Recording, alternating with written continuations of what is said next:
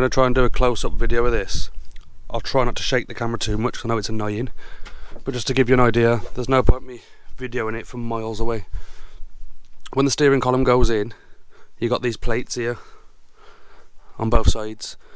If you get this plate in on this side in the right place, it hooks over this. Try and zoom in there and block the sun. It hooks over there and it holds it in place then. And then you have two bolts that go through there and through there. Then you've got on this end this little plastic piece. Make sure it's pushed all the way down this way so it's seated. And then it has to go through that hole in there. From what I've read up on, you have to make sure that's seated properly. If you don't, the steering column will wobble like a motherfucker. So just be sure that it's seated well. And that's it then. I'll do it now. I'll try and get a bit of video trying to fit it. It is a bit fiddly, as far as I know, but we'll see how it goes. Here goes. Try and get it in now.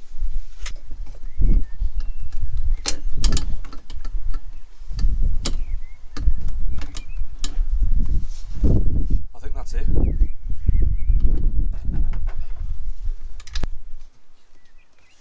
Well, that's a piece of piss. I've seen people whinging about it online, saying it's really bad. But it's in. That is not really bad.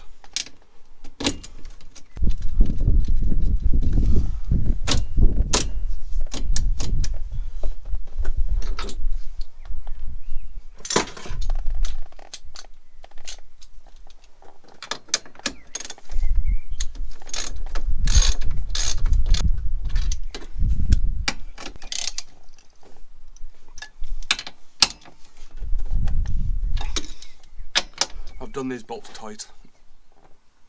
Well, it's in, and I said it was easy.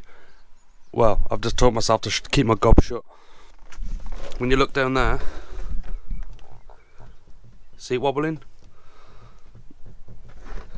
Try and get closer. I've not installed that bit properly. So I'll have a look now, see how it works. I think we'll have to just push that black piece into place to stop the play. So there you go. The DIY mechanic does fuck up. But yeah, I'll sort it out and tell you lot what I've done wrong. Just tried sorting it out. I've got to pull the steering column back out. Yeah, I'll pull it out now and I'll show you what needs to be done. Well, what I think needs to be done. And then we'll get it back in. Round 2. This rubber grommet's dropped down too far. It needs to be slid back up.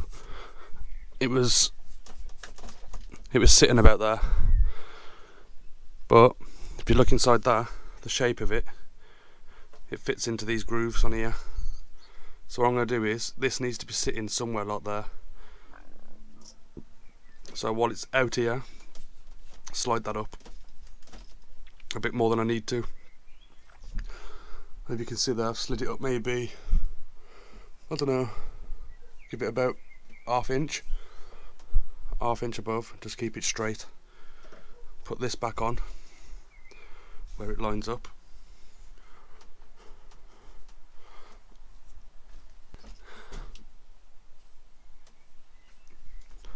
That's lined up now, and I've left it sticking out a little too far, so hopefully when I push this in, this will slide into place where it needs to be sitting.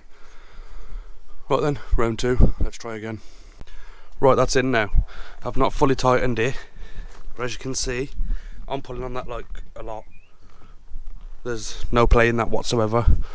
So what I've done is, I've left the bolts up the top here with a little bit of slack. And then I've just hit on the steering wheel there and there with both hands, just to push it in that way as far as possible. So I get these bolts tightened up, and I'll try and get a little video underneath of plugging everything in. Round 2. This rubber grommet's dropped down too far. It needs to be slid back up.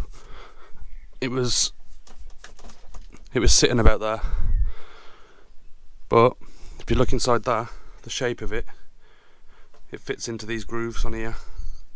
So what I'm going to do is, this needs to be sitting somewhere like there. So while it's out here, slide that up a bit more than I need to. If you can see there, I've slid it up maybe, I don't know, give it about half inch above, just keep it straight. Put this back on where it lines up.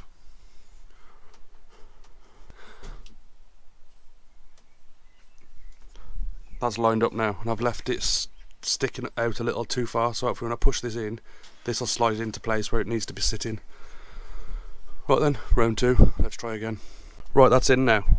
I've not fully tightened it, but as you can see, I'm pulling on that like a lot. There's no play in that whatsoever. So what I've done is, I've left the bolts up at the top here for a little bit of slack, and then I've just hit on the steering wheel there and there with both hands, just to push it in that way as far as possible. So I get these bolts tightened up, and I'll try and get a little video underneath of plugging everything in. Well, this is probably going to be a start of a major headache. This is like, I think this is the immobiliser box. I'm not 100%, but I think it is. This is obviously on the new loom. The bloke who sent me the loom sent me the barrel. Obviously, because it's got the ring, I think that ring is what activates the immobiliser thing in the key. Problem I have is, the ring on my barrel, this plug that comes from the ring is different to what fits in there.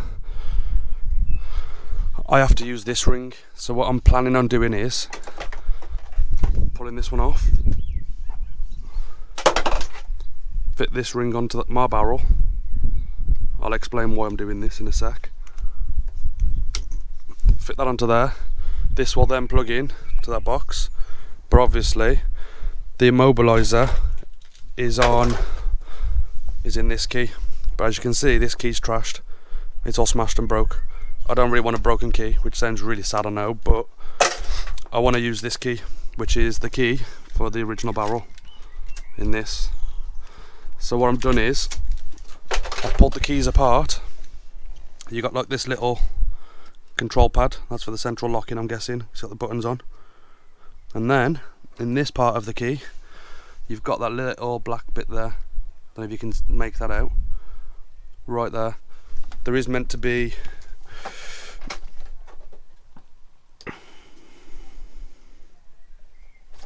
that's the battery connection that runs across it there. I'll tip that out. That bit there is the chip, I think. That part there, under my thumb.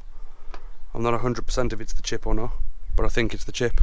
So what I've done is, I've took that piece out and put it into this key, and I've also put the control pad into this key.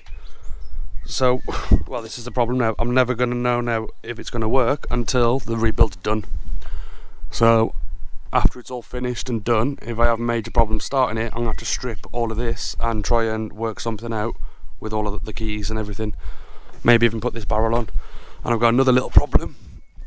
I don't know if this can be welded. I'm going to have a look into it.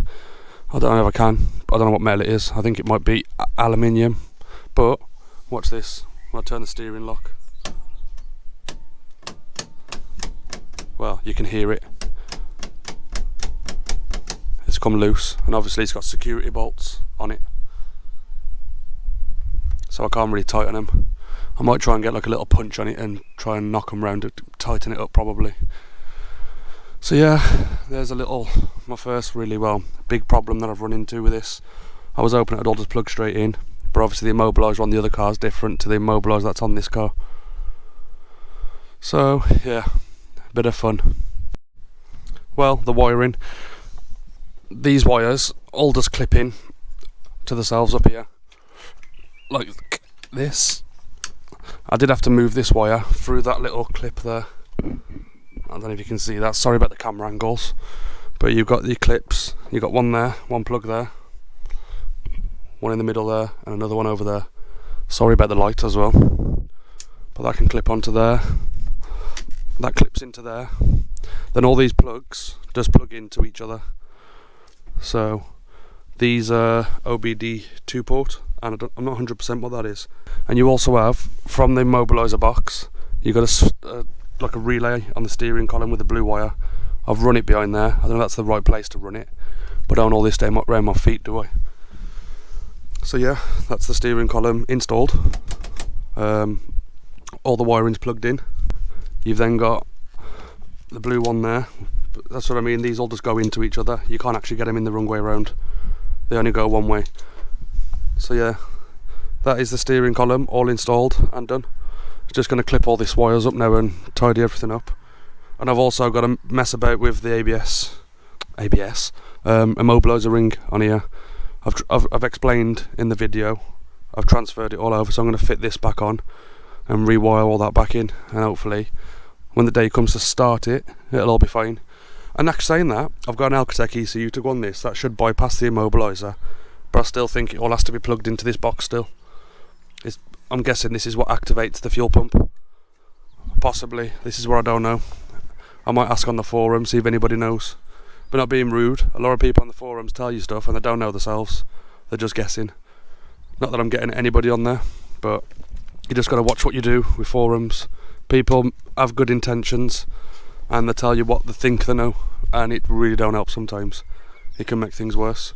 It's one of the reasons why I'm doing these videos, so it's first-hand experience and you can follow these videos and see the outcome. So one day, if you ever do it or you have any problems, you can see the problem I had and the solution to the problem. So there's no guessing and there's no second guessing, and there's no asking people who think they know what they're doing. So obviously I'm the same as most of you watching this. I've never done this in my life and I've got no one to show me how to do it. I'm just winging it really and just taking my time. Well, I've waffled on enough now, so I'm off. If you can, give the video a like, subscribe to the channel and hit that notification bell so you know when there's more uploads coming. And if any of you want to put a comment with constructive criticisms, or if you understand any of this wiring, let me know if I've done something wrong.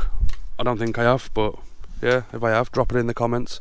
Or if you know anything about the little box, the little mobiliser box thing, if you know anything about all of that, yeah, just drop me a comment.